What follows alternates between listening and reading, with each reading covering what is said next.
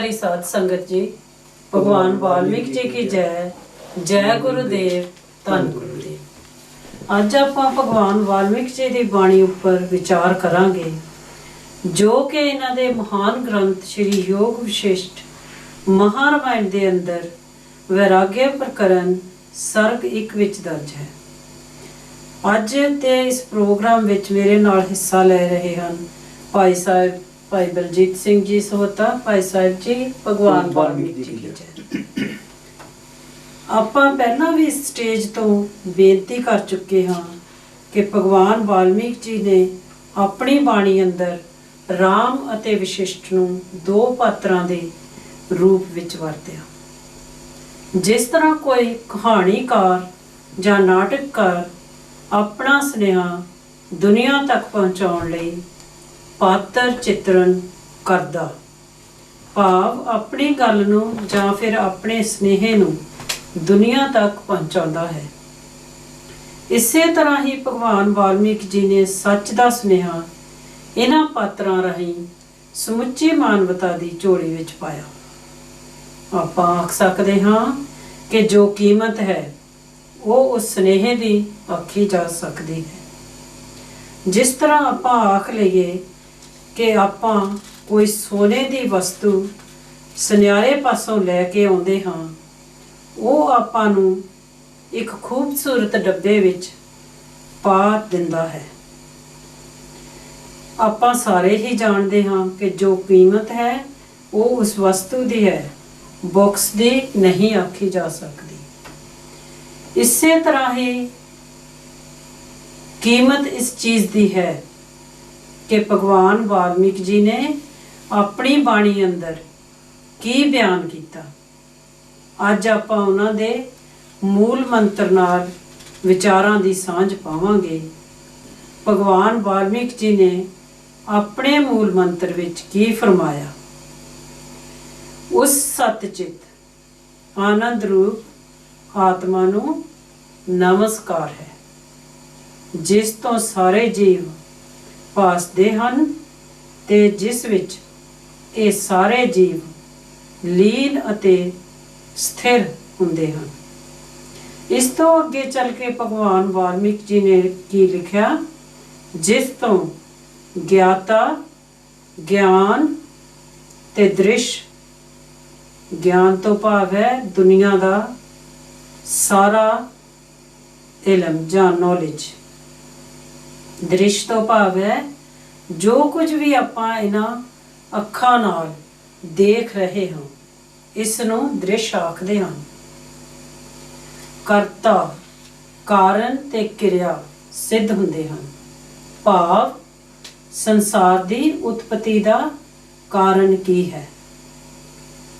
ਅੱਗੇ ਚੱਲ ਕੇ ਭਗਵਾਨ ਵਾਲਮੀਕ ਜੀ ਨੇ ਫਰਮਾਇਆ, ਜਿਸ ਆਨੰਦ ਦੇ ਸਮੁੰਦਰ ਕਣ ਕਰਕੇ ਸਾਰਾ ਸੰਸਾਰ ਆਨੰਦਵਾਨ ਹੈ ਤੇ ਜਿਸ ਆਨੰਦ ਕਰਕੇ ਜੀਵ ਜਿਉਂਦੇ ਹਨ, ਉਸ ਆਨੰਦ ਰੂਪ ਆਤਮਾ ਨੂੰ ਨਮਸਕਾਰ ਹੈ। ਇਹ ਹੈ ਭਗਵਾਨ ਵਾਲਮੀਕ ਜੀ ਦਾ ਮੂਲ ਮੰਤਰ, ਜੋ ਕਿ ਉਹਨਾਂ ਦੇ ਮਹਾਨ ਗ੍ਰੰਥ ਸ਼੍ਰੀ ਯੋਗ ਵਿਸ਼ਿਸ਼ਟ ਮਹਾਰਾਮਾਇਣ ਵਿੱਚ ਦਰਜ ਹੈ। ਆਪਾਂ ਆਖ ਸਕਦੇ ਹਾਂ ਕਿ ਭਗਵਾਨ ਵਾਲਮੀਕ ਜੀ ਦੀ ਸਾਰੀ ਹੀ ਬਾਣੀ ਇਹਨਾਂ ਦੇ ਇਸ ਮੂਲ ਮੰਤਰ ਦੇ ਦੁਆਲੇ ਘੁੰਮਦੀ ਹੈ। ਭਾਈ ਸਾਹਿਬ ਜੀ, ਭਗਵਾਨ ਵਾਲਮੀਕ ਜੀ ਨੇ ਆਪਣੀ ਬਾਣੀ ਅੰਦਰ ਸੱਚ ਦੀ ਗੱਲ ਕੀਤੀ। ਆਪਾਂ ਆਖ ਸਕਦੇ ਹਾਂ ਕਿ ਮਨੁੱਖ ਦੀ ਮੰਜ਼ਿਲ ਸੱਚ ਹੈ। ਮੰਜ਼ਿਲ ਤੋਂ ਭਾਵ ਯਾਤਰਾ ਕਹਿ ਲਓ, ਸਫ਼ਰ ਕਹਿ ਲਓ।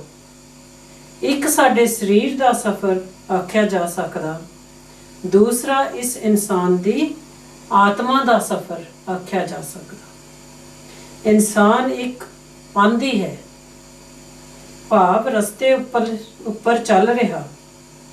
ਯਾਤਰਾ ਉਸ ਸਮੇਂ ਪੂਰਨ ਹੋਵੇਗੀ ਜਦੋਂ ਇਹ ਆਪਣੀ ਮੰਜ਼ਿਲ ਤੇ ਪਹੁੰਚੇਗਾ। ਇਸ ਕਰਕੇ ਮਾਲਕ ਦੇ ਪਿਆਰਿਆਂ ਨੇ ਆਪਾਂ ਨੂੰ ਸਮੇਂ-ਸਮੇਂ ਤੇ ਇੱਥੇ ਆ ਕੇ ਉਸ ਰਸਤੇ ਉੱਪਰ ਚੱਲਣ ਵਾਲੇ ਉਪਦੇਸ਼ ਦਿੱਤਾ। ਇਸ ਕਰਕੇ ਭਗਵਾਨ ਵਾਲਮੀਕ ਜੀ ਨੇ ਆਪਣੇ ਮੂਲ ਮੰਤਰ ਵਿੱਚ ਉਸ ਸੱਚ ਦੀ ਗੱਲ ਕੀਤੀ ਕਿ ਇਨਸਾਨ ਦੀ ਮੰਜ਼ਿਲ ਉਸ ਸੱਚ ਨੂੰ ਪ੍ਰਾਪਤ ਕਰਨਾ ਆਖਿਆ ਜਾ ਸਕਦਾ। ਬਹੁਤ ਸਮਾਂ ਬਾਅਦ ਵਿੱਚ ਆ ਕੇ ਗੁਰੂ ਘਰ ਨੇ ਵੀ ਫਰਮਾਇਆ ਕਿ ਕਿਵ ਸਚਿਆਰਾ ਹੋਵੀਏ, ਕਿ ਉਸ ਸੱਚ ਨਾਲ ਮਿਲਣ ਦਾ ਸਾਧਨ ਕੀ ਹੈ। ਗੁਰੂ ਸਾਹਿਬ ਅੱਗੇ ਚੱਲ ਕੇ ਬਿਆਨ ਕਰਦੇ ਹਨ ਕਿ ਉਸ ਸੱਚ ਵਿੱਚ ਮਿਲਣ ਦਾ ਇਹ ਤਰੀਕਾ ਹੈ ਕਿ ਉਸ ਦੇ ਹੁਕਮ ਨੂੰ ਮੰਨਿਆ ਜਾਵੇ। ਸਵਾਲ ਪੈਦਾ ਹੁੰਦਾ ਹੈ ਕਿ ਉਸ ਦਾ ਹੁਕਮ ਕੀ ਹੈ। ਉਸ ਦਾ ਹੁਕਮ ਹੈ ਉਸਨੇ ਜੋ ਆਖਿਆ ਉਸ ਨੂੰ ਮੰਨਣ ਵਿੱਚ ਲੈ ਕੇ ਆਉਣਾ। ਭਾਵ ਉਸਨੇ ਕਾਨੂੰਨ ਬਣਾ ਦਿੱਤਾ ਕਿ ਸੱਚ ਨੂੰ ਜਾਣਨ ਲਈ ਸਚਿਆਰ ਹੋਣਾ ਪਵੇਗਾ, ਭਾਵ ਝੂਠ ਨੂੰ ਤਿਆਗਣਾ ਪਵੇਗਾ। ਭਾਈ ਸਾਹਿਬ ਜੀ ਭਗਵਾਨ ਵਾਲਮੀਕ ਜੀ ਦੇ ਮੂਲ ਮੰਤਰ ਵਿੱਚ ਆਪ ਇਸ ਸੱਚ ਬਾਰੇ ਸੰਗਤ ਨੂੰ ਕੀ ਕਹਿਣਾ ਚਾਹੁੰਦੇ ਹੋ? ਗੁਰਮੁਖ ਪਿਆਰਿਓ, ਜਿਸ ਤਰ੍ਹਾਂ ਭੈਣ ਜੀ ਜ਼ਿਕਰ ਕਰ ਗਏ ਭਗਵਾਨ ਵਾਲਮੀਕ ਜੀ ਦਾ ਜਿਹੜਾ ਮੂਲ ਮੰਤਰ, ਉਸ ਦੇ ਸੰਬੰਧ ਦੇ ਵਿੱਚ ਜੇਕਰ ਆਪਾਂ ਵੱਖਰੇ ਵੱਖਰੇ ਮਾਲਕ ਦੇ ਪਿਆਰਿਆਂ ਦੀ ਗੱਲ ਕਰ ਲਈਏ ਤੇ ਉਹਨਾਂ ਨੇ ਹਰੇਕ ਸਮੇਂ ਤੇ ਆ ਕੇ ਆਪਣੀ ਬਾਣੀ ਨੂੰ ਸ਼ੁਰੂ ਕਰਨ ਤੋਂ ਪਹਿਲਾਂ ਇੱਕ ਮੂਲ ਮੰਤਰ ਲਿਖਿਆ, ਜਿਸ ਨੂੰ ਆਪਾਂ ਕਹਿ ਲਈਏ ਕਿ ਉਹਨਾਂ ਦੀ ਸਾਰੀ ਬਾਣੀ ਕਹਿ ਲਈਏ, ਸਾਰਾ ਗ੍ਰੰਥ ਕਹਿ ਲਈਏ, ਸਾਰੀ ਸਿੱਖਿਆ ਕਹਿ ਲਈਏ, ਉਹ ਉਸ ਦੇ ਦੁਆਲੇ ਜਿਹੜੀ ਉਹ ਘੁੰਮੇਗੀ।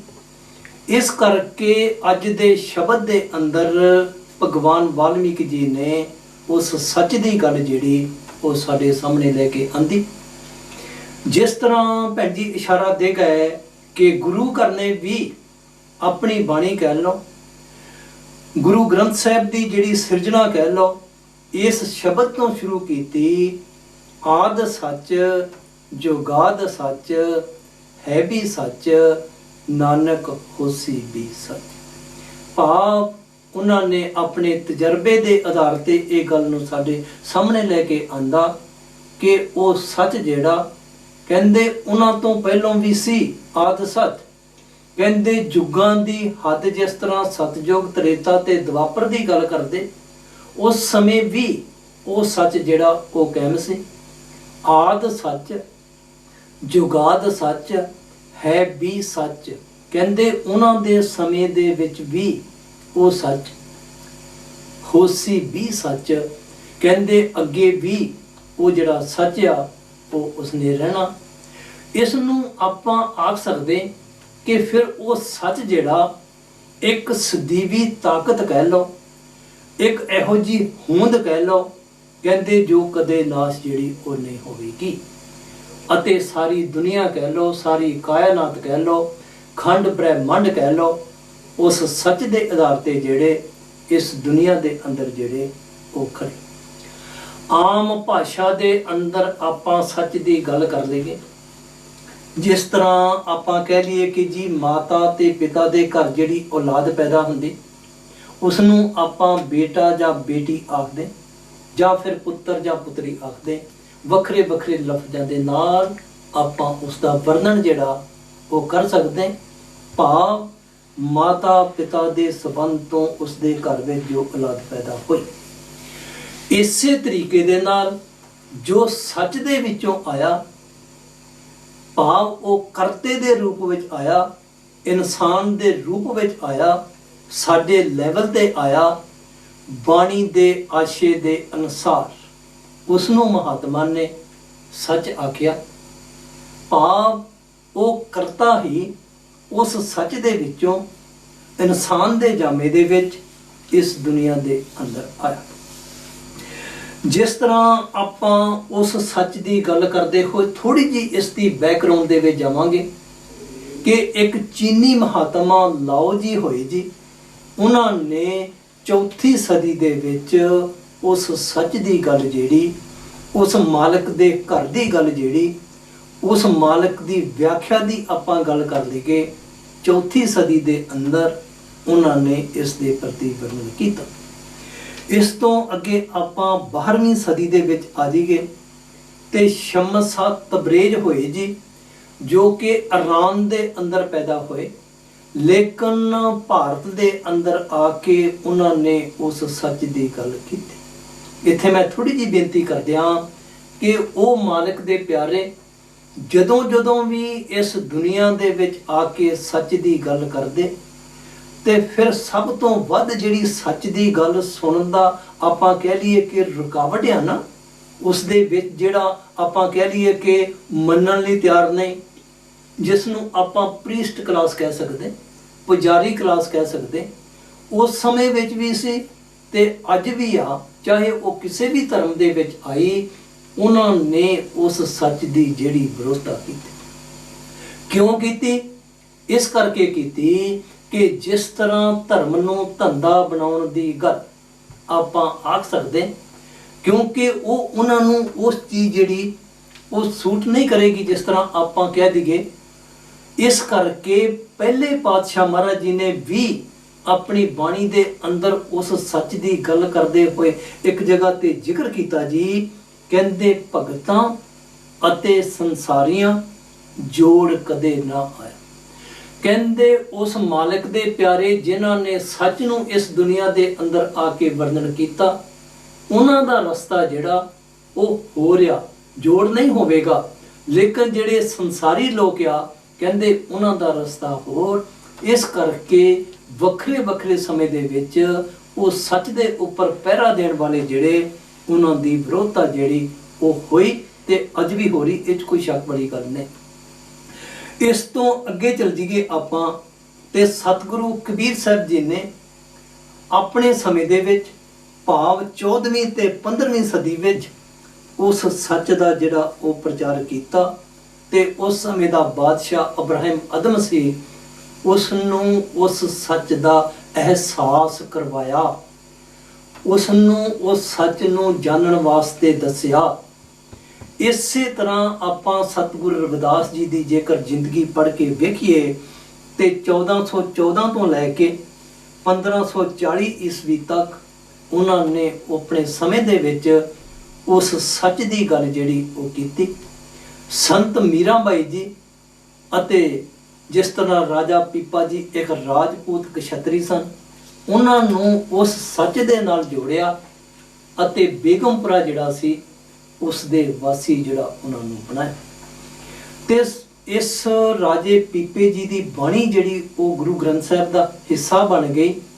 ਕੀ ਫਰਮਾਇਆ ਉਹਨਾਂ ਨੇ? ਕਹਿੰਦੇ ਜੋ ਬ੍ਰਹਮੰਡੇ, ਪਹਿਲੋਂ ਨਹੀਂ ਲਿਖਿਆ ਉਹਨਾਂ ਨੇ, ਜਦੋਂ ਉਸ ਸੱਚ ਨੂੰ ਆਪਣੇ ਅੰਦਰੋਂ ਅਨੁਭਵ ਕੀਤਾ, ਉਸ ਸੱਚ ਨੂੰ ਜਾਣਿਆ, ਉਸ ਰਸਤੇ ਦੇ ਉੱਪਰ ਚੱਲੇ, ਆਪਣੀ ਜ਼ਿੰਦਗੀ ਦਾ ਤਜਰਬਾ ਜਿਹੜਾ ਉਹ ਬਿਆਨ ਕਰ ਰਿਹਾ। ਕਹਿੰਦੇ ਜੋ ਬ੍ਰਹਮੰਡੇ ਸੋਈ ਪਿੰਡੇ, ਕਹਿੰਦੇ ਜੋ ਬ੍ਰਹਮੰਡ ਦੇ ਅੰਦਰ ਆ ਉਹੀ ਇਸ ਇਨਸਾਨ ਦੇ ਸਰੀਰ ਦੇ ਅੰਦਰ ਆ। ਜੋ ਬ੍ਰਹਮੰਡੇ ਸੋਈ ਪਿੰਡੇ, ਜੋ ਖੋਜੇ ਸੋ ਪਾਵੇ। ਜੋ ਲਫ਼ਜ਼ ਵਰਤਿਆ ਬਾਣੀ ਦੀ ਇਹ ਵਿਸ਼ੇਸ਼ਤਾ ਆਪਾਂ ਪਹਿਲੋਂ ਵੀ ਬੇਨਤੀ ਕਰ ਚੁੱਕੇ ਹਾਂ ਕਿ ਇਹ ਬਾਣੀ ਕਿਸੇ ਇੱਕ ਧਰਮ ਦੀ ਜਾਇਦਾਦ ਨਹੀਂ, ਇੱਕ ਮਜ਼ਹਬ ਦੀ ਜਾਇਦਾਦ ਨਹੀਂ। ਇਹ ਵੱਖਰੀ ਗੱਲ ਆ ਕਿ ਮਨ ਦੇ ਅਧੀਨ ਆ ਕੇ, ਜਿਸ ਤਰ੍ਹਾਂ ਆਪਾਂ ਅਕਸਰ ਸਤਸੰਗ ਦੇ ਵਿੱਚ ਬੇਨਤੀ ਕਰਦੇ ਹਾਂ ਕਿ ਧਰਮ ਦੀਆਂ ਦੀਵਾਰਾਂ ਜਿਹੜੀਆਂ ਇਸ ਇਨਸਾਨ ਦੇ ਮਨ ਨੇ ਜਿਹੜੀਆਂ ਉਹ ਖੜੀਆਂ ਕਰ ਦਿੱਤੀਆਂ। ਲੇਕਿਨ ਪੀਪਾ ਜੀ ਕੀ ਦੱਸ ਰਿਹਾ? ਕਹਿੰਦੇ ਜੋ ਬ੍ਰਹਮੰਡੇ ਸੋਈ ਪਿੰਡੇ, ਜੋ ਖੋਜੇ ਸੋ ਪਾਵੇ। ਪੀਪਾ ਪਰਣਵੇ ਪਰਮ ਤਤ ਹੈ। ਕਹਿੰਦੇ ਮੈਂ ਇਹ ਗੱਲ ਦਾਅਵੇ ਨਾਲ ਆਖ ਰਿਹਾ। ਪਰਣਵੇ ਤੋਂ ਭਾਵ ਕੋਈ ਚੀਜ਼ ਜਿਸ ਤਰ੍ਹਾਂ ਆਪਾਂ ਦਾਅਵੇ ਨਾਲ ਕਹਿ ਲਈਏ, ਸੱਚਾਈ ਨਾਲ ਕਹਿ ਲਈਏ, ਆਪਣਾ ਤਜਰਬਾ ਬਿਆਨ ਕਰ ਲਈਏ। ਪੀਪਾ ਜੀ ਦੱਸ ਰਹੇ, ਕਹਿੰਦੇ ਸਤਿਗੁਰ ਹੋਏ ਲਖਾਵੇ। ਲਖਾਵੇ ਲਫ਼ਜ਼ ਲਿਖਿਆ, ਜੇ ਇੱਥੇ ਉਹ ਪੜਾਵੇ ਲਫ਼ਜ਼ ਲਿਖ ਦਿੰਦੇ ਨਾ ਤੇ ਇਸ ਕੜੀ ਦੇ ਅਰਥ ਜਿਹੜੇ ਉਹ ਹੋਰ ਹੋ ਜਾਂਦੇ ਸਨ। ਕਹਿੰਦੇ ਸਤਿਗੁਰੂ ਮਿਲਿਆ, ਸਤਿਗੁਰੂ ਰਵਿਦਾਸ ਜੀ ਦੇ ਨਾਲ ਉਹਨਾਂ ਦਾ ਸੰਪਰਕ ਪੈਦਾ ਹੋਇਆ ਤੇ ਕਹਿੰਦੇ ਉਹਨਾਂ ਨੇ ਉਹ ਤਾਕਤ ਬਖਸ਼ੀ ਤੇ ਕਹਿੰਦੇ ਉਸ ਦੇ ਨਾਲ ਉਹਨਾਂ ਨੇ ਆਪਣੇ ਅੰਦਰੋਂ ਜਿਹੜਾ ਉਸ ਸੱਚ ਜਿਹੜਾ ਉਸ ਦੀ ਖੋਜ ਕੀਤੀ। ਆਪਾਂ ਫਰੀਦ ਸਾਹਿਬ ਦੀ ਗੱਲ ਕਰਦੇ ਨੇ, ਵੱਖਰੇ ਵੱਖਰੇ ਮਹਾਤਮਾ ਦੀ ਬਾਣੀ ਲੈਣ ਤੋਂ ਭਾਵ, ਵੱਖਰੇ ਵੱਖਰੇ ਮਹਾਤਮਾ ਦੇ ਪ੍ਰਮਾਣ ਲੈਣ ਤੋਂ ਭਾਵ ਆਪਾਂ ਇਸ ਚੀਜ਼ ਦੀ ਗੱਲ ਕਰਾਂਗੇ ਕਿ ਜਿਹੜੀ ਚੀਜ਼ ਭਗਵਾਨ ਵਾਲਮੀਕ ਜੀ ਨੇ ਸੱਚ ਦੀ ਤ੍ਰੇਤਾ ਯੁੱਗ ਵਿੱਚ ਕੀਤੀ, ਉਹਨਾਂ ਤੋਂ ਬਾਅਦ ਵਿੱਚ ਆਉਣ ਵਾਲੇ ਉਸ ਮਾਲਕ ਦੇ ਪਿਆਰੇ ਜਿਹੜੇ, ਉਹਨਾਂ ਨੇ ਉਸ ਸੱਚ ਜਿਹੜਾ ਉਸ ਨੂੰ ਸਾਡੇ ਸਾਹਮਣੇ ਜਿਹੜਾ ਉਹ ਰੱਖਿਆ। ਕੀ ਫਰਮਾਇਆ ਸ਼ੇਖ ਫਰੀਦ ਜੀ ਨੇ? ਕਹਿੰਦੇ ਜਿਨ੍ਹਾਂ ਪਛਾਤਾ ਸੱਚ ਚੁੰਮਾ ਪੈਰ ਮੋਹ। ਕਹਿੰਦੇ ਜਿਨ੍ਹਾਂ ਨੇ ਉਸ ਸੱਚ ਨੂੰ ਪਹਿਚਾਨ ਲਿਆ, ਕਹਿੰਦੇ ਮੈਂ ਉਹਨਾਂ ਦੇ ਪੈਰੀ ਪੈਂਦਾ। ਇਸ ਕਰਕੇ ਹੁਣ ਸਵਾਲ ਇਸ ਚੀਜ਼ ਦਾ, ਕਹਿੰਦੇ ਜੀ ਕਿਵ ਸਚਿਆਰਾ ਹੋਵੀਏ, ਜਿਸ ਤਰ੍ਹਾਂ ਭੈਣ ਜੀ ਸੰਕੇਤ ਦੇ ਗਏ ਪਹਿਲੋਂ ਬਾਣੀ ਦੇ ਆਪਣੀ ਵਾਰਤਾਲਾਪ ਦੇ ਵਿੱਚ, ਕਹਿੰਦੇ ਫਿਰ ਜੇ ਉਹ ਸੱਚ ਇੱਕ ਇਹੋ ਜਿਹੀ ਤਾਕਤ ਆ, ਉਹ ਸੱਚ ਇਸ ਇਨਸਾਨ ਦੇ ਅੰਦਰ ਆ, ਤੇ ਫਿਰ ਕਹਿੰਦੇ ਇਹ ਇਨਸਾਨ ਸਚਿਆਰਾ ਕਿਸ ਤਰ੍ਹਾਂ ਹੋ ਸਕਦਾ? ਕਹਿੰਦੇ ਕਿਵ ਸਚਿਆਰਾ ਹੋਵੀਏ। ਭਗਵਾਨ ਵਾਲਮੀਕ ਜੀ ਨੇ ਕੀ ਫਰਮਾਇਆ ਆਪਣੀ ਬਾਣੀ ਦੇ ਅੰਦਰ? ਕਹਿੰਦੇ ਜਿਸ ਤਰ੍ਹਾਂ ਆਪਾਂ ਹੁਕਮਨਾਮੇ ਦੀ ਗੱਲ ਕਰ ਲਈਏ ਜੀ, ਕਈ ਵਾਰੀ ਆਪਾਂ ਵੀ ਦੇਖੋ ਜੀ ਇਹੋ ਜਿਹੇ ਇਨਸਾਨ ਆਪਾਂ ਨੂੰ ਮਿਲ ਜਾਂਦੇ ਜਿਹੜੇ ਇਹ ਗੱਲ ਕਹਿ ਦਿੰਦੇ ਜੀ ਕਿ ਵੀ ਕਦੇ ਉਸ ਸੱਚ ਨੂੰ ਕਿਸੇ ਨੇ ਦੇਖਿਆ ਵੀ ਆ ਜਾਂ ਉਸ ਪਰਮਾਤਮਾ ਨੂੰ ਕਿਸੇ ਨੇ ਦੇਖਿਆ ਵੀ ਆ, ਲੇਕਿਨ ਆ ਬਾਣੀ ਜਿਹੜੀ ਆ ਨਾ, ਇਹ ਆਪਾਂ ਨੂੰ ਇਸ ਚੀਜ਼ ਬਾਰੇ ਸੰਕੇਤ ਦੇਵੇਗੀ। ਭਗਵਾਨ ਵਾਲਮੀਕ ਜੀ ਨੇ ਉਸ ਸੱਚ ਨੂੰ ਜਾਣਨ ਦੇ ਸੰਬੰਧ ਵਿੱਚ ਗੱਲ ਕੀਤੀ। ਆਪਣੀ ਬਾਣੀ ਦੇ ਵਿੱਚ ਭਗਵਾਨ ਵਾਲਮੀਕ ਜੀ ਨੇ ਵਰਣਨ ਕੀਤਾ। ਕੀ ਫਰਮਾਇਆ? ਕਹਿੰਦੇ ਉਹ ਹੀ ਤਰੇ ਜਿਨ੍ਹਾਂ ਨੂੰ ਸੰਤਾਂ ਦੀ ਸੰਗਤ ਪ੍ਰਾਪਤ ਹੋਈ। ਭਾਵ ਉਸ ਸੱਚ ਦੇ ਨਾਲ ਫਿਰ ਮਿਲਣ ਦਾ ਕੋਈ ਅਸੂਲ ਆ, ਕੋਈ ਸਿਧਾਂਤ ਆ, ਜਿਸ ਨੂੰ ਅਪਣਾਉਣ ਤੋਂ ਬਗੈਰ ਆਪਾਂ ਉਹ ਜਿਹੜਾ ਸੱਚ ਆ ਉਸ ਦੇ ਨਾਲ ਨਹੀਂ ਮਿਲ ਸਕਦੇ। ਆਪਾਂ ਹੁਕਮਨਾਮੇ ਦੀ ਗੱਲ ਕਰ ਰਹੇ। ਕਈ ਵਾਰੀ ਜਿਸ ਤਰ੍ਹਾਂ ਆਪਾਂ ਪਹਿਲਾਂ ਵੀ ਬੇਨਤੀ ਕਰ ਚੁੱਕੇ ਹਾਂ ਕਿ ਆ ਹੁਕਮਨਾਮਾ ਜਿਹੜਾ ਜੀ, ਕਈ ਵਾਰੀ ਆਪਾਂ ਨੂੰ ਕਈ ਵਾਰੀ ਇਹੋ ਜਿਹੇ ਮੈਸੇਜ ਆ ਜਾਂਦੇ ਕਿ ਜੀ ਆ ਅੱਜ ਦਾ ਹੁਕਮਨਾਮਾ, ਲੇਕਿਨ ਕਦੇ ਆਪਾਂ ਵਿਚਾਰ ਕਰਕੇ ਦੇਖੀਏ ਕਿ ਉਸ ਗ੍ਰੰਥ ਦੇ ਅੰਦਰ ਜਿਸ ਵੀ ਪੂਰਨ ਮਹਾਤਮਾ ਨੇ ਉਹ ਹੁਕਮਨਾਮਾ ਲਿਖਿਆ ਨਾ, ਇੱਕ ਵੀ ਸ਼ਬਦ ਜਿਹੜਾ ਉਹ ਉਸ ਹੁਕਮਨਾਮੇ ਤੋਂ ਬਗੈਰ ਨਹੀਂ। ਭਾਵ ਉਸ ਦਾ ਹੁਕਮ ਕਹਿ ਲਓ। ਜਿਸ ਤਰ੍ਹਾਂ ਇਹ ਹੁਕਮ ਲਫ਼ਜ਼ ਜਿਹੜਾ ਆਪਾਂ ਕਹਿ ਸਕਦੇ ਹਾਂ ਕਿ ਇਹ ਅਰਬੀ ਦਾ ਲਫ਼ਜ਼ ਆ, ਜਿਸ ਦਾ ਮਤਲਬ ਆ ਕਮਾਂਡ। ਕਹਿੰਦੇ ਕਿ ਵੀ ਉਸਨੇ ਹੁਕਮ ਕਰ ਦਿੱਤਾ ਕਿ ਵੀ ਇਸ ਤਰ੍ਹਾਂ ਨਹੀਂ ਹੋ ਸਕਦਾ। ਭਾਵ ਜਿਸ ਤਰ੍ਹਾਂ ਆਪਾਂ ਇਸ ਨੂੰ ਕਿਸੇ ਹੋਰ ਤਰੀਕੇ ਨਾਲ ਥੋੜ੍ਹੀ ਜਿਹੀ ਵਿਆਖਿਆ ਕਰ ਸਕਦੇ ਹਾਂ ਕਿ ਆਪਾਂ ਕਿਤੇ ਸਫ਼ਰ ਤੈਅ ਕਰਨਾ ਹੋਵੇ ਨਾ, ਜਾਂ ਮੋਟਰਵੇ ਤੇ ਆਪਾਂ ਕਾਰ ਵਗੈਰਾ ਲੈ ਕੇ ਜਾਣੀ ਹੋਵੇ, ਕੀ ਕਰਦੇ? ਤੇ ਫਿਰ ਆਪਾਂ ਜਿਹੜੇ ਹਾਈਵੇ ਕੋਡ ਦੇ ਨਿਯਮ ਆ ਨਾ, ਉਹਨਾਂ ਦੀ ਪਾਲਣਾ ਕਰਦੇ, ਤਾਂ ਹੀ ਆਪਾਂ ਆਪਣੇ ਮਕਸਦ ਕਹਿ ਲਓ ਵਿੱਚ ਸਫਲ ਹੋ ਸਕਦੇ, ਆਪਣੀ ਮੰਜ਼ਿਲ ਜਿਹੜੀ ਉਸ ਦੇ ਉੱਪਰ ਆਪਾਂ ਪਹੁੰਚ ਸਕਦੇ। ਤੇ ਮਹਾਤਮਾ ਨੇ ਉਸ ਮਾਲਕ ਦੇ ਘਰ ਨੂੰ ਜਾਣ ਵਾਸਤੇ ਜਿਹੜਾ ਇਹ ਉਸ ਦੇ ਹੁਕਮ ਦੀ ਆਪਾਂ ਗੱਲ ਕਰ ਰਹੇ, ਅਸੂਲ ਦੀ ਗੱਲ ਕਰ ਰਹੇ, ਪ੍ਰਿੰਸੀਪਲ ਜਿਹੜੇ ਉਹਨਾਂ ਦੀ ਗੱਲ ਕਰ ਰਹੇ। ਤੇ ਜੇਕਰ ਕੋਈ ਇਹ ਇਨਸਾਨ ਆਖੇ ਕਿ ਉਸਨੇ ਮੰਜ਼ਿਲ ਵੀ ਤੈਅ ਕਰਨੀ, ਆ ਬਾਹਰਲੀ ਦੁਨੀਆ ਦੀ ਆਪਾਂ ਗੱਲ ਕਰ ਲਈਏ, ਇੱਥੇ ਵੀ ਆਪਣਾ ਸਫ਼ਰ ਤੈਅ ਕਰਨ ਦੇ ਲਈ ਉਹ ਜਿਹੜੇ ਕਾਨੂੰਨ ਆ ਨਾ, ਉਹਨਾਂ ਨੂੰ ਮੰਨਣਾ ਪਵੇਗਾ। ਤੇ ਜੇਕਰ ਮਾਲਕ ਦੇ ਘਰ ਦਾ ਸਫ਼ਰ ਤੈਅ ਕਰਨਾ, ਤੇ ਫਿਰ ਜੋ ਮਾਲਕ ਨੇ ਕਾਨੂੰਨ ਬਣਾਇਆ ਆਪਾਂ ਨੂੰ ਉਸ ਨੂੰ ਮੰਨਣ ਵਿੱਚ ਲੈਣਾ, ਉਹ ਲੈ ਕੇ ਆਉਣਾ ਪਵੇਗਾ। ਇਸ ਕਰਕੇ ਉਸ ਸਚਿਆਰ ਤੱਕ ਇਹ ਇਨਸਾਨ ਕਿਸ ਤਰੀਕੇ ਨਾਲ ਪਹੁੰਚ ਸਕਦਾ? ਕਹਿੰਦੇ ਜਿੰਨਾ ਚਿਰ ਇਹ ਇਨਸਾਨ ਕਹਿੰਦੇ ਉਹ ਬਾਣੀ ਜਿਹੜੀ ਆ ਉਸ ਦੇ ਅਨੁਸਾਰ ਆਪਣੀ ਜਿਹੜੀ ਜ਼ਿੰਦਗੀ ਆ ਨਾ, ਉਸ ਨੂੰ ਧਾਰਨ ਨਹੀਂ ਕਰੇਗਾ। ਇਸ ਕਰਕੇ ਕਿਤੇ ਕਿਤੇ ਬਾਣੀ ਦੇ ਅੰਦਰ ਇਹੋ ਜੀ ਅਵਸਥਾ ਜਿਹੜੀ ਜੀ ਉਹ ਮਿਲ ਜਾਂਦੀ। ਸਪਸ਼ਟ ਫੈਸਲਾ ਇਹ ਵੱਖਰੀ ਗੱਲ ਆ, ਆਪਾਂ ਮੰਨੀਏ ਤੇ ਜਾਂ ਨਾ ਮੰਨੀਏ। ਗੁਰੂ ਸਾਹਿਬਾਨ ਨੇ ਬਾਣੀ ਦੇ ਅੰਦਰ ਕੀ ਫਰਮਾਇਆ?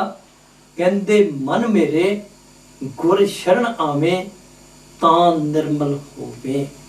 ਤਾਂ ਕਹਿੰਦੇ ਉਹ ਕਿਉਂਕਿ ਉਹ ਪਰਮਾਤਮਾ ਨਿਰਮਲ ਆ, ਪਿਓਰ ਆ, ਪਵਿੱਤਰ ਆ, ਤੇ ਉਸ ਦੇ ਅੰਦਰ ਪਹੁੰਚਣ ਵਾਸਤੇ ਇਸ ਇਨਸਾਨ ਨੂੰ ਕਹਿੰਦੇ ਨਿਰਮਲ ਹੋਣਾ ਪਵੇਗਾ, ਕਿਉਂਕਿ ਇਹ ਉਸ ਦਾ ਹੁਕਮ ਕਹਿ ਲਓ, ਉਸ ਦਾ ਆਪਾਂ ਜਿਹੜਾ ਉਪਦਾਨ ਕਹਿ ਲਓ। ਮਨ ਮੇਰੇ ਗੁਰ ਸ਼ਰਨ ਆਵੇ ਤਾਂ ਨਿਰਮਲ ਹੋਵੇ, ਮਨਮੁਖ ਹਰ ਹਰ ਕਰ ਥਕੇ ਮੈਲ ਨਾ ਸਕੀ ਤੋਏ।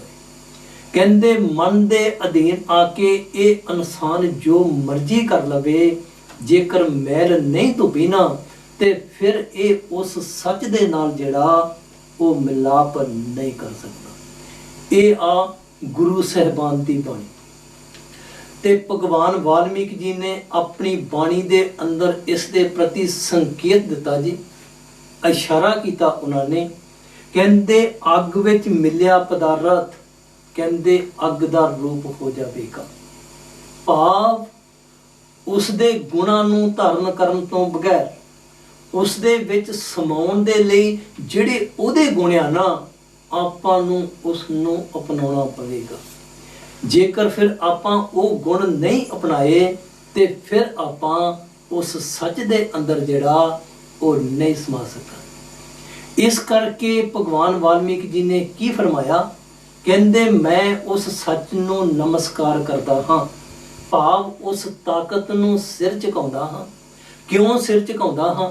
ਇਸ ਕਰਕੇ ਸਿਰ ਝੁਕਾਉਂਦਾ ਹਾਂ ਕਿਉਂਕਿ ਸਤਿਗੁਰੂ ਕਬੀਰ ਸਾਹਿਬ ਮਹਾਰਾਜ ਜੀ ਨੇ ਆਪਣੀ ਬਾਣੀ ਦੇ ਅੰਦਰ ਸੰਕੇਤ ਦਿੱਤਾ, ਇਸ ਚੀਜ਼ ਦੇ ਪ੍ਰਤੀ ਇਸ਼ਾਰਾ ਕੀਤਾ। ਕਬੀਰ ਆਤਮ ਅੰਸ਼ ਰਾਮ ਕੀ, ਕਹਿੰਦੇ ਉਹ ਜਿਹੜੀ ਆਤਮਾ ਨਾ ਇਹ ਉਸ ਰਾਮ ਦੀ ਜਿਹੜੀ ਉਹ ਅੰਸ਼ ਆ। ਇਸ ਕਰਕੇ ਕਿਉਂਕਿ ਆਤਮਾ ਜਿਹੜੀ ਉਸ ਪਰਮਾਤਮਾ ਦੇ ਵਿੱਚੋਂ ਆਈ, ਇਸੇ ਤਰ੍ਹਾਂ ਉਸ ਮਾਲਕ ਦੇ ਪਿਆਰੇ ਕਹਿ ਲਓ, ਉਸ ਮਾਲਕ ਦੀਆਂ ਭੇਜੀਆਂ ਹੋਈਆਂ ਸਰਕਾਰਾਂ ਕਹਿ ਲਓ, ਜਿਸ ਨੂੰ ਭਗਵਾਨ ਵਾਲਮੀਕ ਜੀ ਨੇ ਕਰਤਾ ਕਰਕੇ ਆਪਣੀ ਬਾਣੀ ਦੇ ਅੰਦਰ ਜ਼ਿਕਰ ਕੀਤਾ ਜੀ।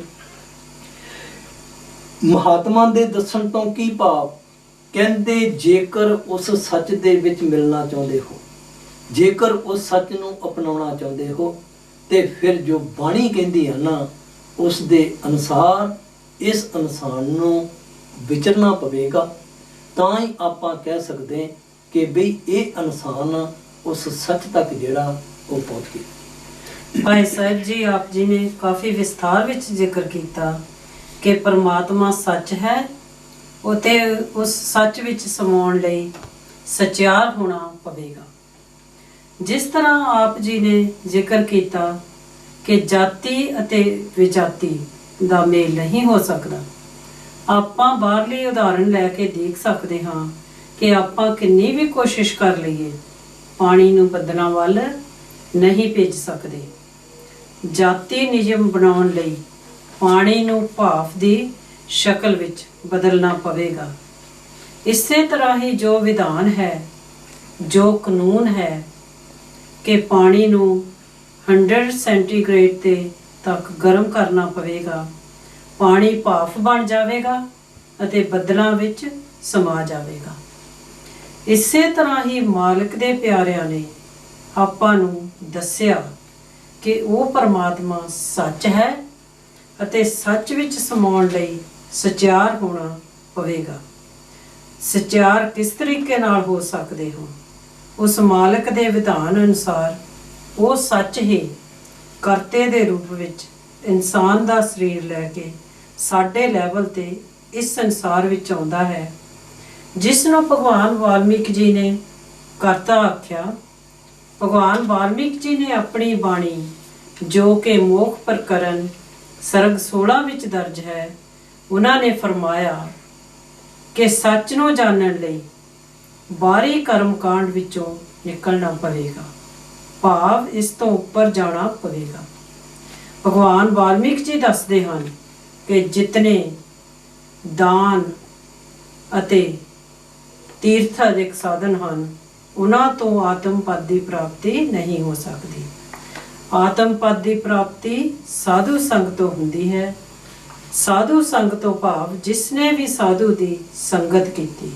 ਮੈਂ ਬੇਨਤੀ ਕਰਾਂ, ਗੁਰੂ ਘਰ ਦੀ ਬਾਣੀ ਅੰਦਰ ਵੀ ਇੱਕ ਜਗ੍ਹਾ ਤੇ ਜ਼ਿਕਰ ਆਇਆ, ਪੰਜਵੇਂ ਪਾਤਸ਼ਾਹ ਸ੍ਰੀ ਗੁਰੂ ਅਰਜਨ ਦੇਵ ਜੀ ਦਾ ਮੁੱਖ ਵਾਕ ਹੈ, ਜੋ ਕਿ ਪੰਨਾ 1005 ਉੱਪਰ ਦਰਜ ਹੈ। ਕੀ ਫਰਮਾਇਆ ਗੁਰੂ ਸਾਹਿਬਾਨ ਨੇ? ਸਾਧ ਰੂਪ ਆਪਣਾ ਤਨ ਧਾਰਿਆ, ਭਾਵ ਉਸ ਪਰਮਾਤਮਾ ਨੇ, ਉਸ ਸੱਚ ਨੇ ਸਾਧ ਦਾ ਰੂਪ ਧਾਰਿਆ। ਗੁਰੂ ਪਿਆਰੀ ਸਾਧ ਸੰਗਤ ਜੀ, ਹੁਣ ਆਪਾਂ ਬ੍ਰੇਕ ਤੇ ਜਾਵਾਂਗੇ। ਆਪਾਂ ਵਿਚਾਰ ਕਰ ਰਹੇ ਹਾਂ ਸੱਚ ਕੀ ਹੈ ਅਤੇ ਉਹ ਸੱਚ ਤੱਕ ਕਿਸ ਤਰ੍ਹਾਂ ਪਹੁੰਚਿਆ ਜਾ ਸਕਦਾ। ਬ੍ਰੇਕ ਤੋਂ ਬਾਅਦ ਵਿੱਚ ਸੰਗਤ ਦੀ ਸੇਵਾ ਵਿੱਚ ਫਿਰ ਹਾਜ਼ਰ ਹੋਵਾਂਗੇ। ਸੰਗਤ ਜੀ, ਬ੍ਰੇਕ ਤੋਂ ਪਹਿਲਾਂ ਆਪਾਂ ਵਿਚਾਰ ਕਰ ਰਹੇ ਸੀ ਪੰਜਵੇਂ ਪਾਤਸ਼ਾਹ ਸ੍ਰੀ ਗੁਰੂ ਅਰਜਨ ਦੇਵ ਜੀ ਦੇ ਸੰਬੰਧ ਵਿੱਚ। ਮੈਂ ਬੇਨਤੀ ਕਰਾਂ, ਗੁਰੂ ਘਰ ਦੀ ਬਾਣੀ ਅੰਦਰ ਵੀ ਇੱਕ ਜਗ੍ਹਾ ਤੇ ਜ਼ਿਕਰ ਆਇਆ, ਪੰਜਵੇਂ ਪਾਤਸ਼ਾਹ ਸ੍ਰੀ ਗੁਰੂ ਅਰਜਨ ਦੇਵ ਜੀ ਦਾ ਮੁੱਖ ਵਾਕ ਹੈ, ਜੋ ਕਿ ਪੰਨਾ 1005 ਉੱਪਰ ਦਰਜ ਹੈ। ਕੀ ਫਰਮਾਇਆ ਗੁਰੂ ਅਰਜਨ ਦੇਵ ਜੀ ਨੇ? ਸਾਧ ਰੂਪ ਆਪਣਾ ਤਨ ਧਾਰਿਆ, ਭਾਵ ਉਸ ਪਰਮਾਤਮਾ ਨੇ, ਉਸ ਸੱਚ ਨੇ ਸਾਧ ਦਾ ਰੂਪ ਧਾਰਿਆ, ਜਿਸ ਨੂੰ ਭਗਵਾਨ ਵਾਲਮੀਕ ਜੀ ਨੇ ਤ੍ਰੇਤਾ ਯੁੱਗ ਵਿੱਚ ਕਰਤਾ ਕਰਕੇ ਵਰਣਨ ਕੀਤਾ। ਅੱਗੇ ਚੱਲ ਕੇ ਭਗਵਾਨ ਵਾਲਮੀਕ ਜੀ ਨੇ ਫਰਮਾਇਆ, ਮੋਖ ਪ੍ਰਕਰਨ ਸਰਗ 16, ਸੰਤਾਂ ਦੀ ਸੰਗਤ ਨਾਲ ਜੀਵ ਦੇ ਹਿਰਦੇ ਵਿੱਚ ਗਿਆਨ ਰੂਪੀ ਦੀਵਾ ਬਲਦਾ, ਉਸ ਨਾਲ ਗਿਆਨ ਰੂਪੀ ਹਨੇਰਾ ਦੂਰ ਹੋ ਜਾਂਦਾ ਅਤੇ ਇਹ ਇਨਸਾਨ ਉੱਤਮ ਪਦ ਵਿੱਚ ਬਿਰਾਜਦਾ। ਭਗਵਾਨ ਵਾਲਮੀਕ ਜੀ ਨੇ ਇਸੇ ਸ਼ਬਦ ਵਿੱਚ ਅੱਗੇ ਚੱਲ ਕੇ ਫਰਮਾਇਆ, ਜਿਵੇਂ ਕਲਪ ਬ੍ਰਿਕਸ਼ ਦੇ ਨੇੜੇ ਜਾਣ ਨਾਲ ਮਨ ਇੱਛਾ ਫਲ ਦੀ ਪ੍ਰਾਪਤੀ ਹੁੰਦੀ ਹੈ, ਤਿਵੇਂ ਹੀ ਸੰਸਾਰ ਸਮੁੰਦਰ ਤੋਂ ਪਾਰ ਉਤਾਰਨ ਵਾਲੇ ਸੰਤ ਜਨ ਹਨ। ਚੌਥੀ ਕੜੀ ਵਿੱਚ ਭਗਵਾਨ ਵਾਲਮੀਕ ਜੀ ਨੇ ਫਰਮਾਇਆ ਕਿ ਜਿਵੇਂ ਮਲਾਹ ਬੇੜੀ ਨਾਲ ਸਭ ਨੂੰ ਦਰਿਆ ਤੋਂ ਪਾਰ ਕਰਦਾ ਹੈ, ਤਿਵੇਂ ਸੰਤ ਜਨ ਯੁਗਤੀ ਕਰਕੇ ਜੀਵਾਂ ਨੂੰ ਸੰਸਾਰ ਸਮੁੰਦਰ ਤੋਂ ਪਾਰ ਕਰਦੇ ਹਨ। ਕਰਤੇ ਦੀ ਗੱਲ ਕਰਦਿਆਂ ਗੁਰੂ ਘਰ ਨੇ ਫਰਮਾਇਆ, ਸਗਲੀ ਸ੍ਰੇਸ਼ਟ ਸ਼ਬਦ ਕੇ ਪਾਸ਼ੇ। ਸ਼ਬਦ ਕੇ ਪਾਸ਼ੇ ਤੋਂ ਭਾਵ ਸਾਰਾ ਕੁਝ ਹੀ ਉਸ ਸ਼ਬਦ ਤੋਂ ਬਣਿਆ ਹੈ। ਜਦੋਂ ਉਹ ਸ਼ਬਦ ਸਾਡੇ ਲੈਵਲ ਤੇ ਸਾਡੇ ਵਰਗਾ ਸਰੀਰ ਲੈ ਕੇ ਆਵੇਗਾ ਤਾਂ ਸਾਡੀ ਜ਼ੁਬਾਨ ਵਿੱਚ ਹੀ ਬਿਆਨ ਕਰੇਗਾ। ਪਹਿਲਾਂ ਗੱਲ, ਉਹ ਆਪਾਂ ਨੂੰ ਇਨਸਾਨੀ ਜਾਮੇ ਦੀ ਮਹਾਨਤਾ ਦੱਸੇਗਾ। ਦੂਸਰੀ ਚੀਜ਼, ਉਹ ਆਪਾਂ ਨੂੰ ਇਹ ਦੱਸੇਗਾ ਕਿ ਮੌਤ ਤੋਂ ਬਾਅਦ ਕਿਹੜੀ ਚੀਜ਼ ਉਸ ਸੱਚ ਵਿੱਚ ਸਮਾ ਸਕੇਗੀ। ਉਹ ਆਪਣੀ ਵਾਰਤਾਲਾਪ ਵਿੱਚ ਇਹ ਗੱਲ ਪੱਕੀ ਕਰਕੇ ਸਾਡੇ ਮਨ ਵਿੱਚ ਵਸਾ ਦੇਵੇਗਾ ਕਿ ਸਰੀਰ ਦਾ ਰਸਤਾ ਹੋਰ ਹੈ, ਆਤਮਾ ਦਾ ਰਸਤਾ ਹੋਰ ਹੈ। ਉਹ ਜਦੋਂ ਵੀ ਗੱਲ ਕਰੇਗਾ, ਆਤਮਾ ਨੇ ਜਿਸ ਰਸਤੇ ਉੱਪਰ ਦੀ ਜਾਣਾ ਉਸ ਨੂੰ ਸਵਾਰਨ ਦੀ ਗੱਲ ਕਰੇਗਾ। ਇਸ ਵਿੱਚ ਕੋਈ ਸ਼ੱਕ ਨਹੀਂ ਕਿ ਜਦੋਂ ਅਸੀਂ ਵੀ ਗੱਲ ਕਰਦੇ ਹਾਂ ਜਾਂ ਫਿਰ ਆਮ ਲੋਕਾਂ ਨੂੰ ਕਿਸੇ ਖਾਸ ਪਹਿਰਾਵੇ ਵਾਲੇ ਨੂੰ, ਕੱਪੜੇ ਪਹਿਨਣ ਵਾਲੇ ਨੂੰ ਸਾਧ ਜਾਂ ਫਿਰ ਸੰਤ ਆਖਣਾ ਸ਼ੁਰੂ ਕਰ ਦਿੰਦੇ ਹਾਂ। ਭਗਵਾਨ ਵਾਲਮੀਕ ਜੀ ਨੇ ਆਪਣੀ ਬਾਣੀ ਅੰਦਰ ਇੱਕ ਹੋਰ ਸ਼ਬਦ ਦੇ ਅੰਦਰ ਫਰਮਾਇਆ, ਜੋ ਕਿ ਨਿਰਵਾਣ ਪ੍ਰਕਰਨ ਸਰਗ 209, ਜੋ ਕਿ ਪੰਨਾ 635 ਉੱਪਰ ਦਰਜ ਹੈ। ਭਗਵਾਨ ਵਾਲਮੀਕ ਜੀ ਦੱਸਦੇ ਹਨ ਕਿ ਜਿਨ੍ਹਾਂ ਨੂੰ ਸੰਤ ਜਨਾਂ ਦਾ ਆਸਰਾ ਪ੍ਰਾਪਤ ਹੋਇਆ ਉਹ ਹੀ ਤਰੇ ਹਨ। ਭਾਈ ਸਾਹਿਬ ਜੀ, ਭਗਵਾਨ ਵਾਲਮੀਕ ਜੀ ਨੇ ਆਪਣੇ ਮੂਲ ਮੰਤਰ ਵਿੱਚ ਜੋ ਕਰਤੇ ਬਾਰੇ ਜ਼ਿਕਰ ਕੀਤਾ, ਆਪ ਬਾਣੀ ਦੇ ਆਸ਼ੇ ਅਨੁਸਾਰ ਸੰਗਤ ਨੂੰ ਕੀ ਕਹਿਣਾ ਚਾਹੁੰਦੇ ਹੋ? ਗੁਰਮੁਖ ਪਿਆਰਿਓ, ਜਿਸ ਤਰ੍ਹਾਂ ਆਪਾਂ ਅੱਜ ਦੇ ਸ਼ਬਦ ਅੰਦਰ ਵਿਚਾਰ ਕਰ ਰਹੇ ਕਿ ਉਸ ਸੱਚ ਦੀ ਆਪਾਂ ਗੱਲ ਕੀਤੀ, ਉਹ ਸੱਚ ਹੀ ਜਦੋਂ ਇਨਸਾਨ ਦਾ ਜਾਮਾ ਲੈ ਕੇ ਇਸ ਦੁਨੀਆ ਦੇ ਉੱਪਰ ਆਵੇਗਾ, ਭਾਵ ਸਾਡੇ ਵਰਗਾ ਸਰੀਰ ਧਾਰਨ ਕਰੇਗਾ, ਤੇ ਫਿਰ ਉਸ ਨੂੰ ਭਗਵਾਨ ਵਾਲਮੀਕ ਜੀ ਨੇ ਕਰਤਾ ਕਰਕੇ ਜਿਹੜਾ ਉਹ ਵਰਣਨ ਕੀਤਾ। ਭਾਵ ਉਸ ਦੇ ਅੰਦਰ ਤੇ ਉਸ ਕੁੱਲ ਮਾਲਕ ਅਕਾਲ ਪੁਰਖ ਦੇ ਅੰਦਰ ਕੋਈ ਵੀ ਭਿੰਨ ਔਰ ਭੇਦ ਜਿਹੜਾ ਆਪਾਂ ਨਹੀਂ ਆਖ ਸਕਦੇ। ਆਪਾਂ ਕੋਈ ਤਿੰਨ ਕੁ ਪ੍ਰਮਾਣ ਜਿਹੜੇ ਜਿਸ ਤਰ੍ਹਾਂ ਭੈਣ ਜੀ ਜ਼ਿਕਰ ਕਰ ਗਏ, ਭਗਵਾਨ ਵਾਲਮੀਕ ਜੀ ਨੇ ਕਰਤੇ ਦੀ ਗੱਲ ਕੀਤੀ। ਆਪਾਂ 2 ਜਾਂ 3 ਪ੍ਰਮਾਣ ਜਿਹੜੇ ਉਹ ਬਾਣੀ ਵਿੱਚੋਂ ਇਸ ਚੀਜ਼ ਦੇ ਸੰਬੰਧ ਵਿੱਚ ਆਪਾਂ ਵਿਚਾਰ ਕਰਾਂਗੇ ਕਿ ਕੀ ਕਿਸੇ ਹੋਰ ਮਹਾਤਮਾ ਨੇ ਵੀ ਆਪਣੀ ਬਾਣੀ ਦੇ ਅੰਦਰ ਇਸ ਦਾ ਜਿਹੜਾ ਉਹ ਜ਼ਿਕਰ ਕੀਤਾ ਕਿ ਜੀ ਉਹ ਮਾਲਕ ਹੀ ਇਨਸਾਨ ਦਾ ਜਾਮਾ ਲੈ ਕੇ ਇਸ ਦੁਨੀਆ ਦੇ ਅੰਦਰ ਆਉਂਦਾ। ਕਈ ਵਾਰੀ ਕਿਉਂਕਿ ਆਪਾਂ ਇਨਕਾਰ ਕਰ ਦਿੰਦੇ ਜੀ।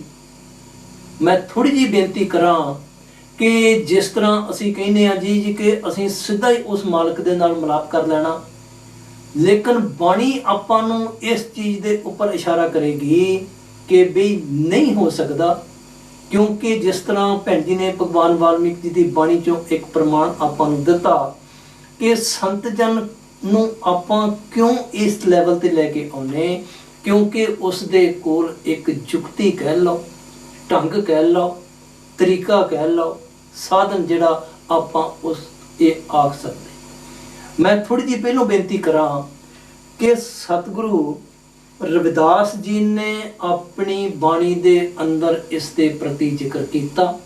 ਜਿਸ ਤਰ੍ਹਾਂ ਭਗਵਾਨ ਵਾਲਮੀਕ ਜੀ ਨੇ ਕਰਤੇ ਦੀ ਗੱਲ ਕੀਤੀ, ਉਹਨਾਂ ਨੇ ਉਸ ਕਰਤੇ ਦੀ ਗੱਲ ਕਰਦੇ ਹੋਏ ਆਪਣੀ ਬਾਣੀ ਦੇ ਅੰਦਰ ਲਿਖਿਆ ਜੀ ਕਿ ਤੋਹੀ ਮੋਹੀ ਅੰਤਰ ਕੈਸਾ।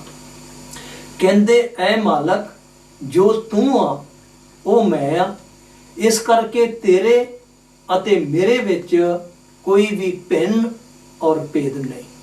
ਆਪਾਂ ਸਾਰੇ ਹੀ ਜਾਣਦੇ ਕਿ ਸਤਿਗੁਰੂ ਰਵਿਦਾਸ ਜੀ ਇਸ ਦੁਨੀਆ ਦੇ ਅੰਦਰ ਇਨਸਾਨ ਦੇ ਜਾਮੇ ਵਿੱਚ ਸਾਡੇ ਵਰਗਾ ਸਰੀਰ ਲੈ ਕੇ ਮਾਤਾ ਪਿਤਾ ਦੇ ਘਰ ਉਹਨਾਂ ਨੇ ਜਨਮ ਲਿਆ, ਕੋਈ ਸ਼ੱਕ ਵਾਲੀ ਗੱਲ ਨਹੀਂ। ਇਸ ਤਰ੍ਹਾਂ ਅੱਗੇ ਚੱਲ ਕੇ ਉਹਨਾਂ ਨੇ ਕੀ ਫਰਮਾਇਆ, ਕਹਿੰਦੇ ਤੋਹੀ ਮੋਹੀ ਮੋਹੀ ਤੋਹੀ ਅੰਤਰ ਕੈਸਾ, ਕਨਕ ਕਟਕ ਜਲ ਤਰੰਗ ਜੈਸਾ।